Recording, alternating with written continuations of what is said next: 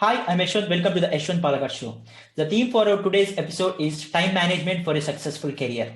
For today's episode, we have a special guest with us. She is Bhavani Vadlamudi, Global ERP Center of Excellence Leader at GE Aviation. So she is going to share various tips on time management. So hi Bhavani, thanks for accepting my invite and I'm really privileged to have you in my show. How are you doing? I'm doing very well, Ashwant. Thank you for extending the opportunity for me to be part of this. It's my pleasure, Bhavani. So yeah, I just introduced you with your role. So can you introduce more about yourself to our audience? Sure. Hello, everybody. My name is Bhavani Vadlamudi. I come from Andhra Pradesh state in India. Recently, I'm staying in Cincinnati, Ohio, in the United States of America. This is GE Aviation headquarters as well. And here I am the Global ERP Center of Excellence Leader, as Yashwant introduced me. And my role is basically to ensure that ERP is deployed and managed in all of our manufacturing and field sites. Okay. That's good. That's good to hear from you. So like, as I said, the theme for our today's discussion is time management for a successful career. So like, before going into the discussion, like what according to you is an effective time management? That's a good question. To me, effective time management is being able to complete your to-do list on time. Okay. Being able to balance your life to do whatever you think is important in your life, taking time out to be able to do that. Whether it is a hobby of yours or whether it is a task that you have set yourselves, whether it is a goal that you want to accomplish for yourselves, being able to accomplish all of this on time is to me is an effective time management. That's great. Now, when you think about your personal work, as well as your work-related responsibilities, I'm not exactly sure who the audience are going to be, if it is a set of students or mostly students and young professionals. Young professionals, right? So let me give you some generic solution to this. Yeah. As every individual, you have a social responsibility to fulfill, which comes under the personal bucket. And there will be regular chores that's probably your mom or dad will ask you to complete. There could be your spiritual responsibilities that your religion is forcing you to do on, say, a weekly basis or monthly basis. There could also be these gatherings where you might have to pay an attendance to satisfy your relatives or parents. I consider all of this as personal. Yes. When it comes to work, you'll have to fulfill your work-related responsibilities or even study-related responsibilities, meaning completing your curriculum on the time, completing your day job on the time. This I call it as core work. And then there will be some stretch goals that will be given to you, even at work, probably a good project that you want to join, a club that you have already joined to gain some more experience, or a stretch assignment that you must have taken at work to get a different kind of experience. Yes. As well as your networking that you may have to do in your college or at your work so that you make more friends, more allies. Yes. And think about the coaching and mentoring that you might have to receive from your seniors in the organization or maybe from your lecturers. Yeah. And most importantly, how can you take time out for your learning, for your own personal growth? So if I think about all of these different things, definitely there are huge responsibilities on an individual where you can easily get overwhelmed with all of the things that you want to accomplish in a short life. And especially having 24 hours in a day definitely doesn't feel enough for most of us. Yes. And this is where I think there are definitely some tips and tricks I can share today in terms of how you can effectively manage your time and still be able to accomplish all of this. Okay. It's nice to hear. So like when it comes to time management, so the most of the victims, who fails to manage time management are people who do multitasking. So how to manage this multitasking effectively? So in order to avoid all these conflicts on time management.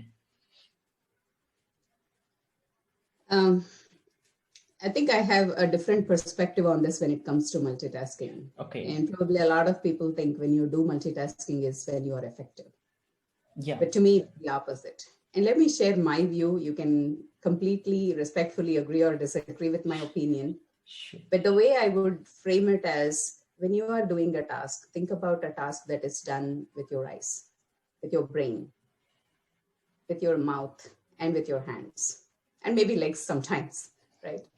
Out of all of this, eyes and brain has a very good connectivity between them. Whatever you do with your eyes, your brain is automatically connected. Yes. Sometimes things you do with your mouth, your brain may be connected or may not be connected. I can give you the example of this mindless social media scrolling. You keep scrolling. Not necessarily everything goes to your brain. Yes. Not necessarily everything. I mean, definitely some things go into your mind, especially things that you're attracted to or you have interest of. So when it comes to multitasking, you cannot do two things at the same time with the same organ. You have to split between your organs. Yes. Think about reading a good book while you're enjoying a good food. That is always possible because you're doing with your mouth and your eyes and your brain. But if you're trying to watch two videos, it just becomes difficult. Yes. So think about effectively choosing what is multitasking. What I can tell you is the overall objective of the multitasking should be to increase the productivity. But the scientific theories or the experiments say it is the other way around. You are slowed down usually when you do multitasking. And this is where you need to carefully pick and choose what your tasks that you're going to multitask so that it doesn't impact your productivity or the pace that you want to complete your things. Does it make sense? Yes, absolutely. That's good to hear from you. So on multitasking, I think, most of the viewers who are watching this video will get another view from now on. Yeah. So like another thing, like while we are talking about multitasking and time management. So the other problem with people nowadays is procrastination. So what do you think are the effects of procrastination on a career? Well, procrastination is definitely something that everyone experiences because we tend to postpone certain things that are not immediately critical to us. There are also opportunities where you don't know what kind of an impact it has on your personal growth. What is important for us is to understand really how do we time box this? What are some of the things that I need to do to get more value out of it? What are some of the things that I need to do to make sure I'm ready and prepared for some things? If you are getting ready for an interview and you have to brush up your interview questions just before an hour before the interview so that the concepts are fresh in your mind. You haven't been really prepared for that. Think about the interviewer calling and saying, hey, I'm preponing this by 2 hours. Are you ready? So it's all about making yourselves ready at the point in time for the request or demand that is coming towards you. That could eventually change the outcome of anything that you want to accomplish. You may be well prepared, but if you don't brush up, you won't be able to effectively deliver the content at that time. So think about what are some of the things that you have to do in advance. Think about what are some of the things that you have to do point in time, just so that you are ready for everything. And make sure that you are able to continue to keep that in back of your mind, just so that you don't forget about it. Now, overall, from a career standpoint, usually when you join an organization or a job, there will be expectations on you in terms of your learning curve, how quickly you have to come up to speed with the organization structure, as well as the system and the people around you. And there will be an expectation on you in terms of you being able to understand the process, understand the job effectively, understand your roles and responsibilities, and then you start delivering. And then you start doing things by yourselves. And over a period of time, there will also be an expectation on you in terms of how can you improvise the work. Not just about doing those mundane tasks over and over, but how can you bring in continuous improvements into your work and show that you are different from others. Now, for you to be able to do all of these things within a short span of time, it's important that you get started ASAP on whatever you think is important. So being able to effectively plan all of these things is really critical for you not to get delayed in your career, not to get lost in the competition, not to get behind in the competition with your peers or with your friends, or who ever kind of gives you that social pressure of not having you seen as a competitive person in the space. Some of the tips that I can give you in terms of avoiding this procrastination is, everyone says you that plan your things well. I would definitely recommend the same thing. Think about what is that you want to accomplish in the near future. And in the work language, we call it as a 30, 60, 90-day plan. What is that you want to accomplish in 30 days, in 60 days, and 90 days? Set small goals for yourselves and try to plan your activities towards that goals so that you can actually be able to get there by the time, and so that you also meet the expectations of people who had given you that work. That's great. Some great. Does it make sense? Yes. Yes, it makes sense. Yeah.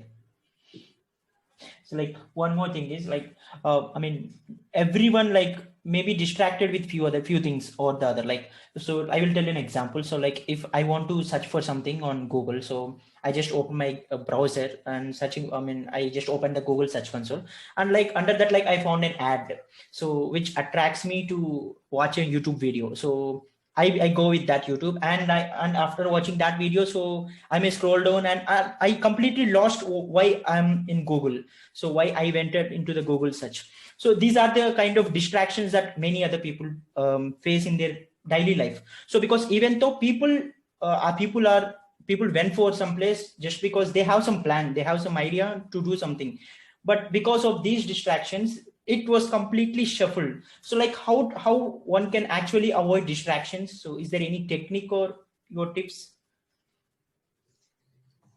Yeah, there are two things in this, right? I can give you a short answer and I can give you a long one. Sure. So let me target in a more structured way in terms of how you can even be distracted, right? The first thing that comes to my mind is the mindless social media scrolling. I do that too.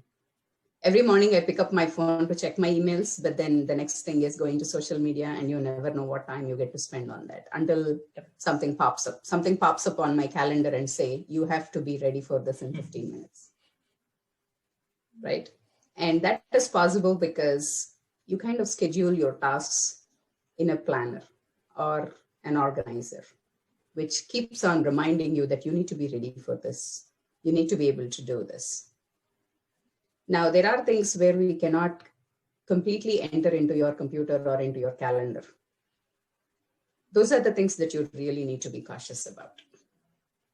When you have free time, you can do whatever you want.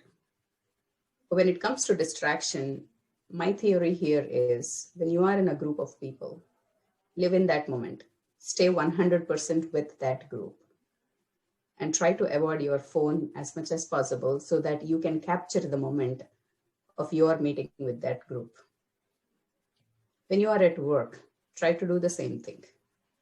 Keep your phone aside and try to fully focus on that work so that you can avoid any distraction for you.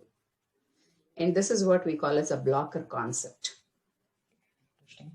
And a couple of tips that I can share on the blocker concept is avoiding notifications from the apps that are potentially distractors to you. Could be a YouTube video pop-up saying that, hey, there's a new YouTube video released in your channel that you subscribed. It could be a friend request from Facebook saying you have a new friend request. And the moment you get a notification, you're curious about it and you get into it and you get lost. So what are some of the notifications that you can block and what are some of the things that you can leave open is up to your choice in terms of how much you want to be distracted in life. Does that help? Yes. Yes. It was completely meaningful. Yeah. So like one more question. It was like a debate kind of thing. Like, what do you think the difference between being busy versus being effective? Because not everyone who claims themselves as busy are doing effective things, right? So how can you compare these two, being busy versus being effective? So being busy to me is doing your work. Okay. Continuously being occupied on whatever things are that your priorities. You can continue to be busy with your priorities for 24 hours a day. But that doesn't mean you're able to be effective in your things that you're doing. Many people say, hey, I'm really busy today. I cannot spend time for this. And many times we try to procrastinate just because we are busy with other things. People cannot pick up a hobby because they're already occupied in other things. People cannot think about some things that they have been dreaming for long to learn just because they're busy. Now, how can you be effective even though you're busy? Is where trying to improve your work. Think about an example. Someone is continuously doing a task of filling oil in drums. And that is what he's getting paid to, and he has to do that during his work hours, 8 hours a day. That's all his job is. If he continues to do that every day, 8 hours of his life is gone in terms of just filling the oil drums. Unless he manages to find a way to improve and create his own capacity by any automation that he can do, or by any additional scheduling that he can do, additional tools that he can use so that he can free up some of his organs to be able to do the multitasking. Yes. So being effective to me is, how do you improvise your work to create your own internal productivity? How can you create more time for yourselves to do other things that you always wanted to do, or other things that inspire you to be a better person? And it doesn't always have to relate that productivity towards work or improvement. It could also be your relaxation. How can you take time off to be able to rest well so that you can be more productive and effective the next day? It could be as simple as that. So effectiveness to me comes into picture only when you are in a position to be able to simplify your work, create your own internal productivity, and deploy that productivity on things that are most meaningful to you. Thanks. Yeah. So like in continuation with that, so how one can actually manage their priorities? So any tips from your end to manage priorities? So if you recall my answer that I just mentioned in terms of effective time management, there are always two buckets. There's a personal bucket and there's a professional bucket. Yeah. And out of these two, think about those top three things for you. And think about the things that are time sensitive as well. Sometimes think about paying an electricity bill. It's probably not like an immediate priority for you, but think about the effect of it. If you don't pay it on time, then you will not be able to run your gadgets at home. So there are things where you think are a priority to you, and some of the things that are enforced as a priority on our life because we don't have a choice but to do it on that particular time or before that time. So list down those things and then focus on it around in terms of how much do I have to accomplish each of this today? In how much of these things that I can push to tomorrow without having to affect the life, without having to affect your goals. So these are the two things that I can share in terms of how you can pull up things both from your personal bucket and your professional bucket and being able to divide your time effectively in between those. Now, I can also share you an example in terms of how some of the leaders manage this, because they do have multiple responsibilities in terms of managing a team, coaching the individuals, making sure they set a strategy for their IT organization or even a business organization. How can they take time to think about their business development? How can they take time to manage their stakeholders? At the same time, how can also they continue to maintain their social media presence so that they can continue to learn? And how can they keep in touch with the growing talent so that they can keep an eye on what are the trends that are coming in the industry and how can we be ready to adapt? So if you think about a leader's life, there are a lot many things that they do compared to, say an individual contributor who has been assigned a certain roles and responsibilities. It's interesting to know how they manage their priorities. What I have noticed some effective leaders do is, or rather what the coaching that I keep receiving from some of the effective leaders is, we block time on our calendars for a certain goal. A block of time, if it is for my work, I'll be focusing in terms of my work, in terms of finishing my emails, responding to them, finishing the work that is given to me on that particular day. If I'm blocking my time towards coaching, that is the time I pick up individuals who are really looking forward to my time and being able to talk to them and continue to help them in terms of their work-life issues, and provide them guidance in terms of how they can look at their career growth. There could be opportunities where you have to set some time in terms of, I call it as a thinking time. You do nothing but just use your brain, only focusing on thinking, understanding the requirements, and being able to lay out a strategy and vision. Your brain is the best scribbling pad you have. Even if you do nothing, just close your eyes and focus on your brain. It can give you enormous amount of data that you can really plan well for your future. If you have a scribbling pad next to it, great, you can note all of them down. But sometimes we get lost just because we won't be able to capture all of those ideas, and not being able to see how some of these things can fall into your to-do list or the bucket list that you can pick it up later for your own growth. So overall, I would say, when you kind of think about priorities, pick up from your bucket list, but how to accomplish. What is easy? Because you have a list of things that you can choose from. That is easy. But how to accomplish that is the biggest problem here. How can you diligently take time out in your day is the biggest question. And this is where my recommendation or my tip that I wanted to give is block a certain time on your calendar in terms of things that you want to do. And there will always be free time left when you block things like that, rather than procrastinating and say that, hey, I have a homework to be finished for tomorrow. Today, I can probably spend my whole time and then do it in the evening. What if something comes up in the evening? How can you block your time in the regular workday where there are no expectations on you to be able to finish that work?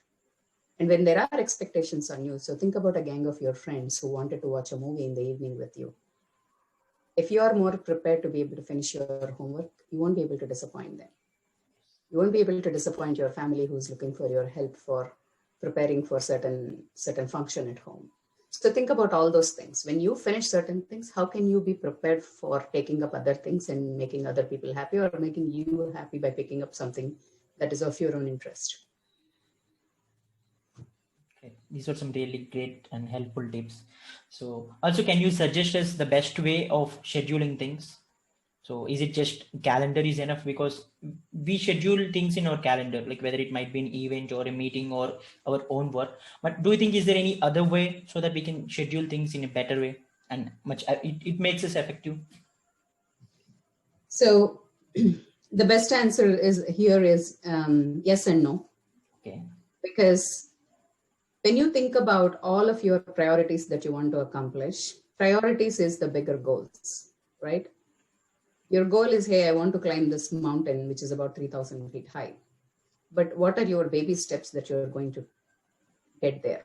What are your intermediate goals that you want to accomplish? And it could be saying that, hey, I want to reach to this base camp in 2 days, which means for today, my time that I'm blocking in my calendar is from, say, 9 a.m. to 12 p.m.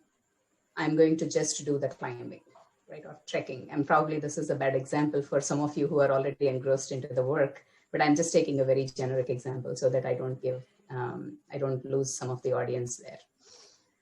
In terms of you being able to prioritize what needs to be done in that particular time where no one expects you is where how you can go ahead and block. And when you block the time, you need to think about two things. One, can I set an end date for that? Where I know for sure if I don't complete this by that end date, and think about the simple example of paying your electricity bill. It is a task for you. It is not a goal, but it is still a task for you. And for that task, does it have an end date? And can I set it in a priority format where it flags me saying, hey, within, by tomorrow, if you don't complete this task, you will have a major impact, right? So how can it provide me a reminder that I can focus on that, where I can put everything else aside and just focus on this to be able to do? Now, going back to your previous question, even when you are very committed to pay your electricity bill, sometimes there could be a lot of distractions. You pick up your phone to get to the app of paying the electricity bill, but suddenly a Facebook notification comes up in terms of a friend's request, and that is a friend that you probably must not have met in the last 5 years. And you're so curious about digging into the details around that person and what he's doing and what his latest commitments are. So how can you really be effective in terms of doing that? And this is where I want to teach you a technique of Pomodoro. I mean, you must have heard about the Pomodoro technique, but I just wanted to remind you once again in terms of how effectively that really helps some of you being able to focus on things that you want to accomplish. So think about a task that you want to accomplish. If it is as simple as paying your electricity bill, making sure that you're not getting distracted, take a Pomodoro. Pomodoro is a tomato in Italian. So I'm sure you all know this, right? Set this timer. If it takes about 10 minutes for you, I'm sorry, this just went off. So think about something that you want to accomplish in a certain time. And if your electricity bill payment takes about 10 minutes, or may not be exactly 10 minutes, but if you're parking about 10 minutes to do that task, set your Pomodoro and just keep it there. Okay. And make sure you're focused on that. Make sure you're removed all the blockers, like no Facebook notifications, no social media notifications. Think about all of these apps as online shopping. Online shopping, you do when you want to get there and shop. Unfortunately, some of these media distractions are kind of interrupting our day-to-day life by pushing their notifications into our life. So you can pick and choose what you want to shop and not necessarily getting distracted by things. And when you set a Pomodoro for a certain task, even if there are these distractions, the buzz that it gives, the timer that goes off and the alarm that it beeps will remind you why you said that. So that at least it will help you focus that and just finish that task off. So back to your question in terms of, are there any apps or things that we can do? Having too many apps, you can really lose control of things where you cannot stay organized. Just pick up one tool. It could be a simple Google Calendar. It could be a simple Outlook calendar. And today, all of these calendars allocate or provide capabilities for us to set the end date, set the flags, set the reminders. It also helps you capture the tasks. So think about the time that you want to block for your work where nobody distracts you. And you can also set up your time in such a way that you don't get any notifications even from your computer or laptop during that time. Make sure when you are blocking a time and when you are setting up for doing certain work, make sure nothing is distracting you. Block all the notifications. Maybe you can set closed doors so that the family won't disturb you, or they know that this is your work time. Just block that they cannot disturb you. So set the right expectations and start doing your work. For personal chores, again, there are multiple things in life that kind of keeps coming to you. And sometimes it's very easy. You can lose track of things that you don't keep reminding yourselves. So the recommendation is usually people will have a personal or a work calendar or a study calendar, which kind of encompasses all of your work that you have to do in front of a system. And there are also these personal calendars where you can log in some of your critical events like your electricity bills or your renewals of your insurance, some things like that, that you can make sure that you are still effective and you still get some goodies from your parents by doing those things on time. Ensuring that these two are in sync is the most important thing. And when you pick up a tool, make sure it is notifying you with the right frequency, and make sure that it has an end date that it can remind you in a hard way that you have to finish this. And if you are really sitting down to do a work, make sure you have a Pomodoro or even a timer on your iPhone next to you, so that it can remind you on what it is that you want to do. And now the theory also says you can focus on a work for at the max 20-25 minutes. No human brain can work very focusedly more than that. So this Pomodoro technique always mentions you that when the timer goes off after 20 minutes or 25 minutes, take a 5-minute break. Go refresh yourselves, have a coffee, have water, have cool drink, whatever is your relaxer. Just have that so that your neurons are recharged and being effective to be able to support you more. And come back and do that. Now, these are called short breaks in Pomodoro technique. And when you continuously do it for 2 hours or 3 hours is when they suggest you to take a long break. And that long break could be 50 minutes to 60 minutes. And that long breaks will help you make sure that you're not hungry and you're able to focus. and you don't have any other physical distractions like, hey, my neck is hurting because I've been thoroughly working. So give it a nice love and care so it supports you. Sometimes you can say, oh, my hand is really hurting because I've been writing for the last 3 hours. Yeah, go give it a little hot water massage or something so that it can support you again. So these are some of the things that we can use these long breaks to make sure that we are relaxing ourselves, we are enjoying ourselves, and being able to get back to work again. It's all about you being diligent about logging your activities into a calendar. That is the critical piece. A tool or an app are not some things that are really relevant in this case. Yes. And great tips again. So one last question from my end. So take it as a personal question or thing. Like, what do you do in order to stay focused on your work or whatever your calendar events that you schedule? So any tips for the audience and to stay focused on the things? So when it comes to work, I would say it is a lot more easy because your calendar is what drives your day. Meeting after meeting, you kind of get into those and make sure that you have to finish all of those interactions in your day. Yes. When it comes to emails is where you can get a little bit lost because sometimes some of them are very high level and some of them are so detailed that you have to go through the entire thread to be able to understand what's really happening and kind of being able to respond to that. Now, I would say the best way for me to focus is that 8 hours or 9 hours at my work, where there are no distractions, where family understands that this is my work time, and little less expectations during that time in terms of my attention towards them, which is the easiest part. Now, the hard part is after that, in terms of what are the responsibilities that I need to fulfill from the personal bucket without having to get distracted by any digital media or any movies that probably comes up new, or any other personal goals that I want to accomplish from a learning standpoint for that day. Say, hey, I want to really go and watch a couple of videos today about, say, effective communication or effective presentation. How do I take time for those? That becomes a challenge unless you really take some time out, saying, hey, during this time, this is the time that I'm going to go take some steps outside. And that is the time I want to use, in your words, multitask to continue to listen to those audio sessions.